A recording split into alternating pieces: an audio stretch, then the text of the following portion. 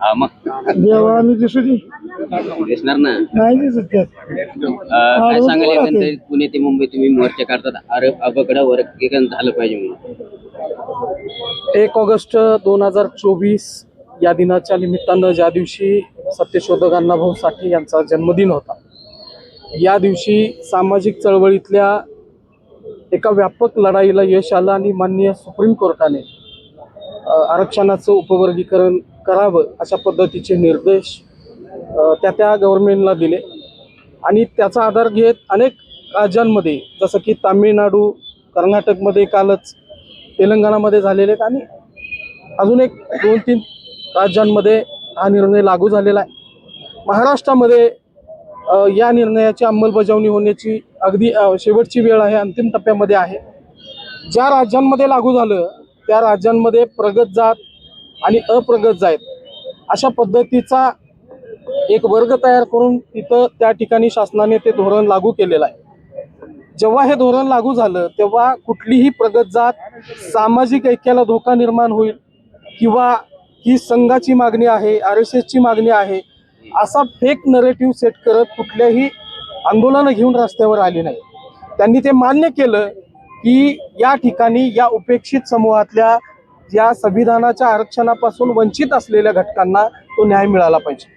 पण महाराष्ट्रामध्ये ज्या ठिकाणी शाहू फुले आंबेडकरांची, अण्णाभाऊ साठेंची, देशपिता लहुजी साळवेंची एक व्यापक चळवळ, जागतिक पटलावरची चळवळ ज्या राज्यामध्ये उभी राहिली त्या ठिकाणी ही प्रगत जात पुढे येऊन म्हणते की ही मागणी संघातून आलेली मागणी आहे, ही मागणी या ठिकाणी सामाजिक ऐक्याला धोका पोहोचवणारी मागणी आहे.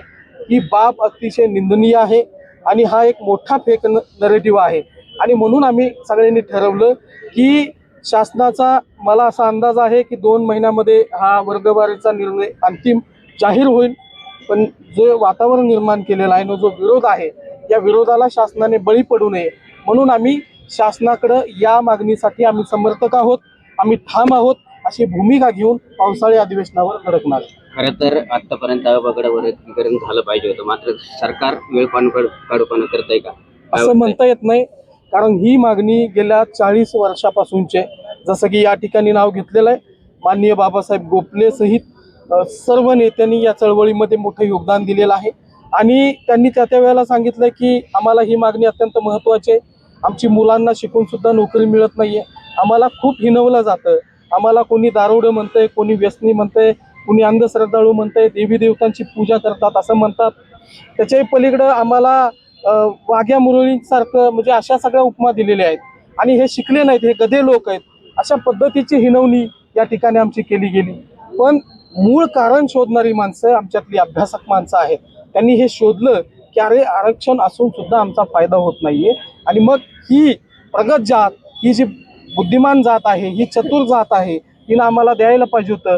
पण ही जात या ठिकाणी मोठं षडयंत्र करून 59 जातींचं आरक्षण एकटी खाती. म्हणजे मला मेहतर या जाती, मी त्याच्यामधली लिस्ट वाचली, माझ्याकडे आजही ती लिस्ट आहे. तर या जाती मला कधी भेटल्या सुद्धा नाही. मग या जाती नेमक्या कुठं आहेत आणि मग या जातींचं आरक्षण नेमकं खाल्लं कोणी? आणि आमचा हा स्पष्ट आरोप आहे. हा जो काय आम्ही पदयात्रा घेऊन मुंबईच्या दिशेनं चाललोय, याला शासन ठरवेल की ही मागणी असंवैधानिक आहे किंवा संवैधानिक आहे, हे शासन ठरवेल. यांना ठरवण्याचा अधिकार कोणी दिलाय असं आमचं स्पष्ट मत आहे. साहित्यरत्न लोकशाहीर अण्णाभाऊ साठेंचा, डॉक्टर बाबासाहेब आंबेडकरांचा. भाऊ, काल आपले सामाजिक न्याय मंत्री संजय क्षीरसागरांचं स्टेटमेंट आहे की बजर समितीचा अहवाल शासनाने आणखी स्वीकारलेला नाहीये, त्याच्यावरती अभ्यास करून आम्ही तो नंतर स्वीकारू किंवा डिक्लाय करू असं त्यांचं स्टेटमेंट आहे. म्हणजे हा एकंदरीत वेळ काढूपणा आहे की मिसगाईड करण्याचं काम करतात येते. जेव्हा आम्ही या राज्याच्या प्रथम नागरिक माननीय मुख्यमंत्री महोदयांना भेटलो तेव्हा त्यांनी स्पष्ट सांगितले की हे होणार आहे. परवाच्या त्यांच्या एका मुलाखतीमध्ये त्यांनी असं स्पष्ट सांगितले, म्हणजे एखादा पॉलिटिकल लीडर एखादं भाष्य करत असताना बघूयात करूयात अशा पद्धतीचं भाष्य करतात.